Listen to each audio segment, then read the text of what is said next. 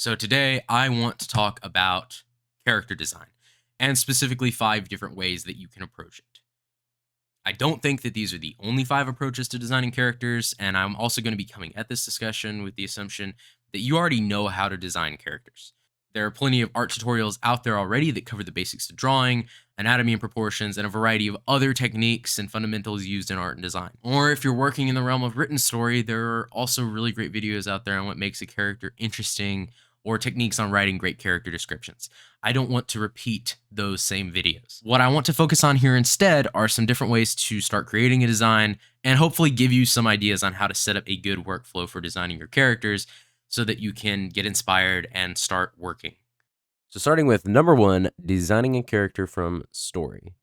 This is probably the advice I saw thrown around the most online, and it's also an approach that I thought of first as well. Now, I'm a very story driven person, so that might play into this some for me. But having a backstory or a detailed plot line that your character is based in can really help inform their design. Much like a method actor might live out parts of their character's life, writing down and developing the concepts that drive your character's existence will give you a better understanding of who they are. Rather than approaching their design from a purely aesthetic view, using this method gives your character a reason for the elements and features that make them up. Just like you make a choice in the way that you present yourself, whether that be the style of your hair or the clothes you put on, your character's design represents to an extent their own choices and personality. Thus, this approach to character design is one that is almost fundamental by nature, and it works well for both written and visual depictions. An important downside, like potential downside to note with this approach, though, is that it can be easy to create a character that is over detailed. Now, depending on what medium you use and what the end goal for your character is, having them be over detailed is not necessarily a bad thing. For example, in writing, though it can still be sometimes too much, having more details for your character can be a very good thing, especially if it relates to what we said before about it playing into their choices and their personality, because that will help inform your reader or viewer, if you are doing it visually, about who your character is. Art is, after all, about conveying your ideas. Number two, brainstorming a design. This approach is similar to working design based on a character's story. However, the key difference is that this design process doesn't require as much forethought. Part of the reason I placed it second on this list is because it serves as a counter to the story based approach in that way. Brainstorming is a process of taking the first fringes of an idea you have for a character and then essentially brute forcing your way through the design process. Well, when I say it like that, it makes it sound more difficult than it really is.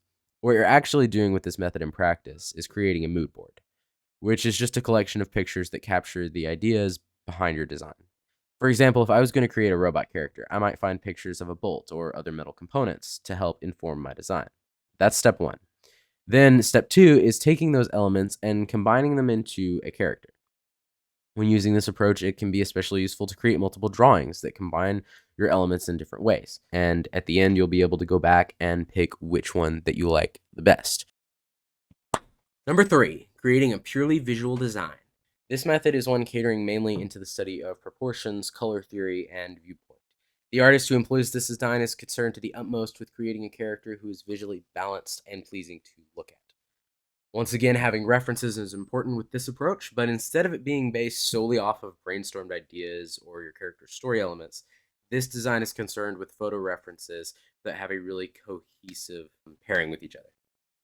When using this approach, it may be helpful to use a color palette or to again make several different drawings. Above all, everything to do with this approach is focused on giving the final finished product a real shock and awe factor. With this one, what you're trying to do is you're trying to rule out which details are going to be the best ones to put in the final character to make it the best possible that it can be. This makes it an interesting approach to talk about because out of all 5, it is both the most technical and the least exciting. Which isn't to say designing a purely visual character is boring, but conceptually, it pulls from only what elements look good together. And that can make it a bit lacking in creativity when it's compared to other methods. This makes it the approach that requires the highest amount of artistic skill out of the 5. Not that you need to be a world class artist to use it or anything, but you're going to achieve more with this approach if you have an understanding of what colors look good together. And if you really practice with anatomy, line weight, perspective, and proportions, as well as all the other elements of art. A purely visual design like this is born out of all those things, and it's going to be more informed and more impressive if it's got the elements and principles of art to back it up. Number 4, the minimal effort or pre-existing design. The idea behind using a pre-existing design is really simply just learning by example, or learning from observation. Similarly to designing only visually, you could argue that this approach is also lacking in creativity, but I don't think that's true. Earlier I said that art was about conveying your ideas, or to put it another way, representing your ideas. That representation that art is capable of achieving is important here, because all art represents something. If you draw a picture of something you saw, let's say a tree, then your drawing now represents that tree. And that concept holds true for any art you make. Now, when practically using this approach, you're going to apply that same concept of copying the tree, but now you're going to be using it for character design. Ideally, a design that contains an element you want to get better at drawing so you can practice honing your craft. And yes, for the purpose of this approach, you are going to want that design to be something that already exists or an already existing character design.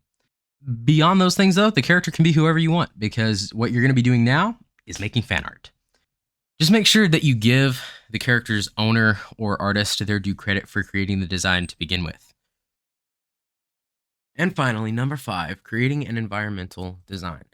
So this last approach is really more of a last-minute toss-in, because as far as character design goes, there isn't that much to it. When creating an environmental design for a character, you're most likely creating a character to stand in a background that you've already drawn. As such, all the same concepts from the other methods still apply to this one. Because really, you could draw any character to fill in that background space. Or you could even just draw a black silhouette of a character and leave it at that. Environmental designs are a bit of an afterthought in that way. I still included it though, because I think it's an area of character design that I haven't seen talked about a lot. At least not yet. I am still in art school, so who knows, maybe it'll come up later. Either way, when using this method, you're going to want to match your character into the scene you're working with. This can be done by using lighting, giving the character similar colors to the background, though be careful with that because it can make them stand out less, like camouflage. And or fitting the setting for the scene itself. And to elaborate on that last option a bit, fitting a character to the scene is as simple as just drawing a character who has the same theme as your setting. If my background setting is space, I might draw an astronaut, for example. And there you have it, 5 different ways to approach designing your characters. Really quick, I do want to say one more thing in closing. For this video, I took these approaches to a bit of an extreme on purpose. So if you're comparing your design process to these and you're thinking that it doesn't really entirely match any of them, that's a good thing. I said at the beginning of the video that I don't think these are definitively the only 5 ways to approach character design, and that is in part because even with these 5 designs, you can take pieces from all of them into your design process. A mixture of these approaches will probably lend itself to better character design overall. And this video was meant to help you explore new ideas for design that might give you some inspiration or insight into that. And having said that, this video is over. If you enjoyed it, then subscribe and leave a like, because if you don't, I won't make any more videos. My name is Dr. Regis, Dragon of the 8 Kings. Over and out.